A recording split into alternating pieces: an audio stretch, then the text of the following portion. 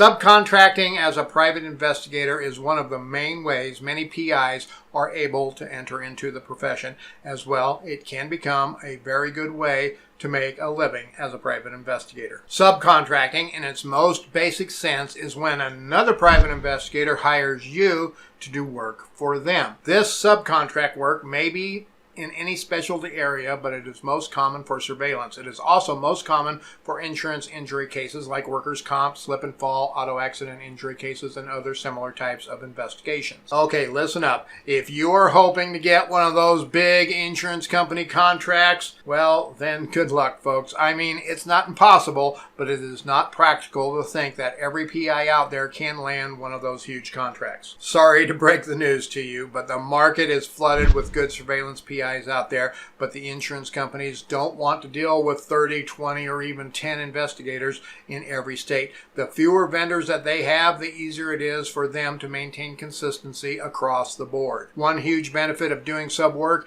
is constant workload, or nearly constant. A huge challenge PIs often have is finding enough work. It seems like it is either always feast or famine, too little or too much work at any given time. This video is sponsored by OREP Insurance and Working PI Magazine. OREP is a leading provider of private investigator liability insurance.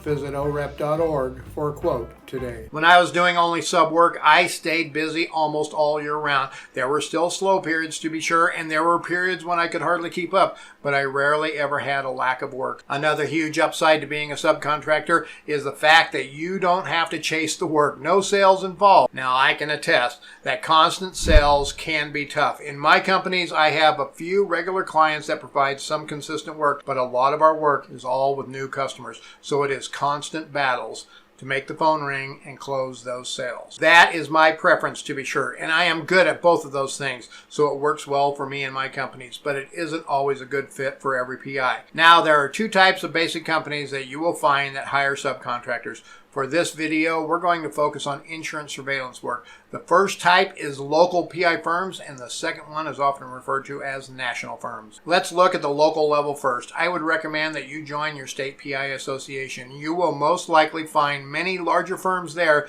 that have contracts with those insurance companies and are often looking for qualified surveillance investigators. But what if you aren't qualified?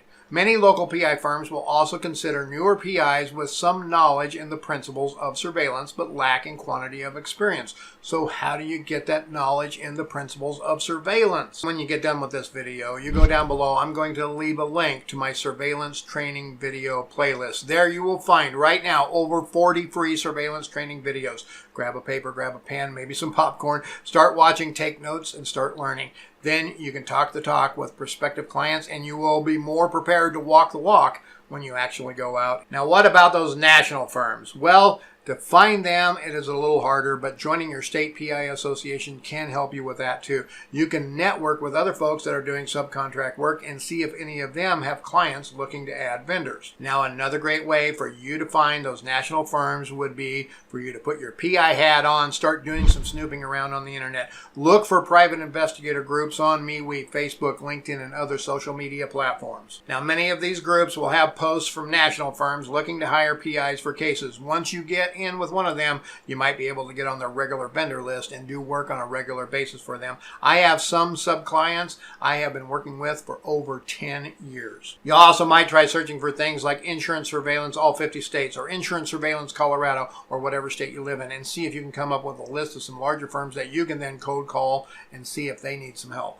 Okay, folks, here are the biggest secret places that you might find the perfect subcontract client. Craigslist. Yes, Craigslist. Many PI firms go to Craigslist and post for new PIs all of the time. Go to their jobs area and search for private investigator. You might also check other local job posting sites as well. And if you join your local PI association, they will most likely have a listserv where members post jobs there. I'm a member of the PI associations in Colorado, Texas, California, and Florida, and my email is flooded daily with dozens of PIs looking to hire other PIs. Okay, now let's discuss what you can expect as a subcontractor. First, how will you get the jobs assigned to you? Well, this may vary. Many times they may email or they may call you and see if you're available for an assignment first. Then if you are able to take the case, then they may email you the details, or they may have an online software system that they use to assign the work, and you will have to log in and get the details there. Now, regardless of how they assign the work, once you get the assignment, make sure you look it over very carefully. You want to be looking for things like dates or specific days required to work the case, times of the day to work the case, due date for the case to be turned in, how many days of surveillance and hours per day are they requesting, upcoming medical appointments. These are great for these types of investigations. Specific instructions, such as letting them know when you're going to be going out, calling in when you're on scene. That's always important. Calling in at the 4-hour mark to do an update to the client. Taking time shots every hour is usually required. Report format and video formats are going to be in there.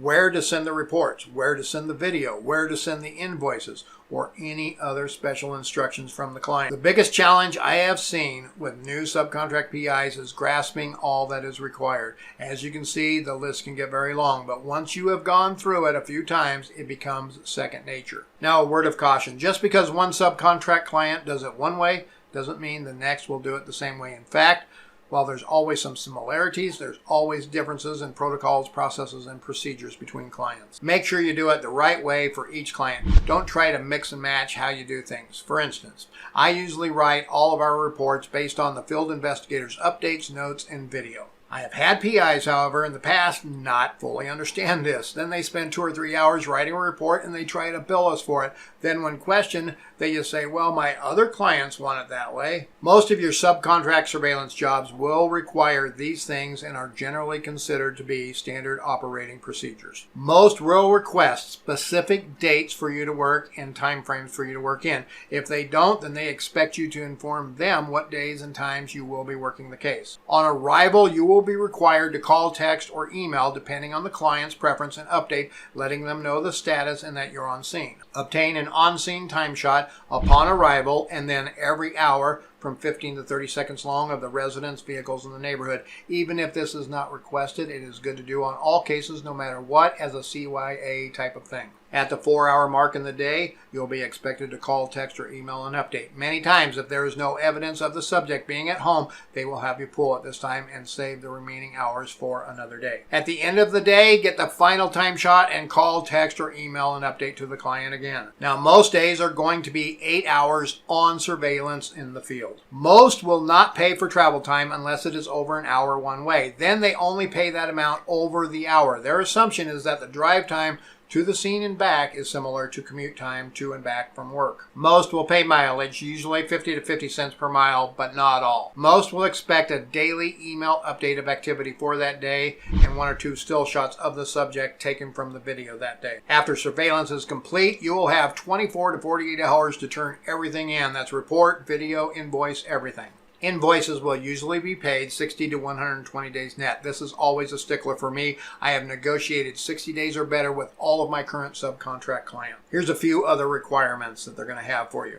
Have a covert camera and follow your subject inside of stores and other buildings and get video when it makes sense to do so. All video, folks, is to be with no audio, no sound, folks. Video should only contain time shots, video of the claimant, and other pertinent details on the investigation. You will have to edit out long periods of nothing happening, video of neighbors, video of squirrels, video of rabbits, and whatever else. Yes, I have had video turned in with all of that in it, and yes, I did require the PI to edit all of that stuff out. Doing a good job consistently is key to maintaining that relationship with your contract clients, folks. This is a what have you done for me lately world.